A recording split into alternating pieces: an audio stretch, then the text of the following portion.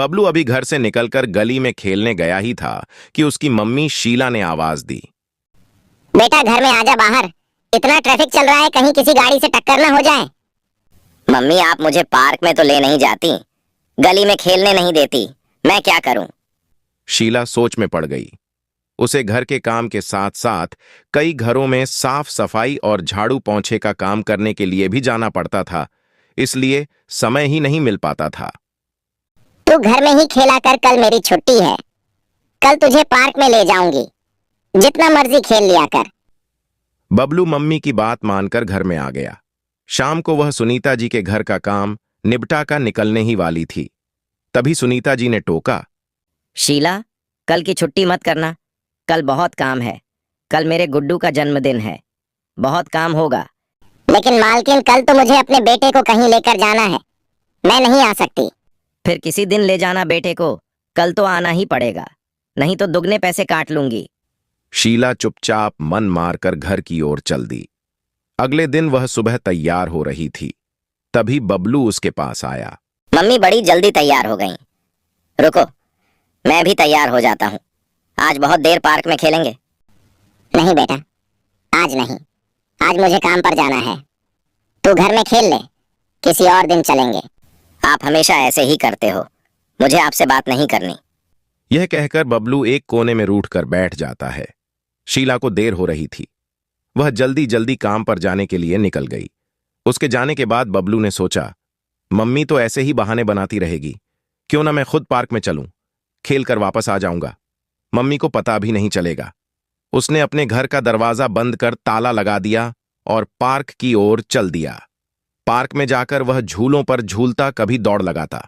उसे बहुत मजा आ रहा था। इधर शीला जल्दी जल्दी काम निपटा रही थी। आज उसे केवल एक ही घर में काम करना था। उसने सोचा, जल्दी से काम निपटाकर घर पहुंच जाऊंगी, शाम को बबलू को पार्क में ले जाऊंगी। सारा काम निपटाकर उसने सुनीता जी से कहा, मालकिन सारा काम हो गया, मैं जाऊं? चल ठीक है, ये ले, ये रख ले, बेटे के जन्मदिन की खुशी में तू भी मिठाई खा। उन्होंने एक मिठाई का डिब्बा और कुछ पैसे शीला को दिए। शीला जल्दी से मिठाई और पैसे लेकर घर की ओर चल दी। घर पहुंचकर उसने देखा, घर में ताला लगा हुआ है। यह देखकर वह घबरा गई। बबलू कहाँ गया? उसने आस पड़ोस में पता किया, लेकिन बबलू का कहीं अता पता नहीं था। पड़ोस के कुछ लोग इकट्ठे हो गए, सभी बबलू को ढूंढने लगे। बबलू शीला का एकमात्र सहारा था। उसके पति का कुछ साल पहले देहांत हो चुका था। शीला का रो रो कर बुरा हाल था। तभी उसे ख्याल आया कि बबलू पार्क में जाने की जिद कर रहा था। वह भागी भागी पार्क में पहुंची। अंधेरा होने लगा था, पार्क में कोई भी नहीं था। वह बबलू आवाज देकर पार्क में इधर उधर घूम रही थी, लेकिन वहां कोई भी नहीं था। कुछ देर बाद वह घर वापस आ गई। शीला का रो रो कर बुरा हाल था। वह अपने आप को कोस रही थी। अगर आज वह काम पर न जाती तो बबलू घर छोड़कर नहीं जाता। आस पड़ोस के सभी लोग बबलू को ढूंढ रहे थे, लेकिन वह कहीं नहीं मिला। शीला ने सुनीता जी को फोन किया, मालकिन मेरा बेटा बबलू तो आपके यहां नहीं आया। यह कहकर शीला रोने लगी। सुनीता जी ने उसे चुप कराया और कुछ ही देर में वे अपने पति के साथ शीला के घर पहुंच गई। शीला चिंता मत कर बबलू, मिल जाएगा, इनकी पुलिस में बहुत जान पहचान है, तू बबलू का फोटो दे दे। कुछ ही देर में बबलू का फोटो सब पुलिस स्टेशन में पहुंच गया।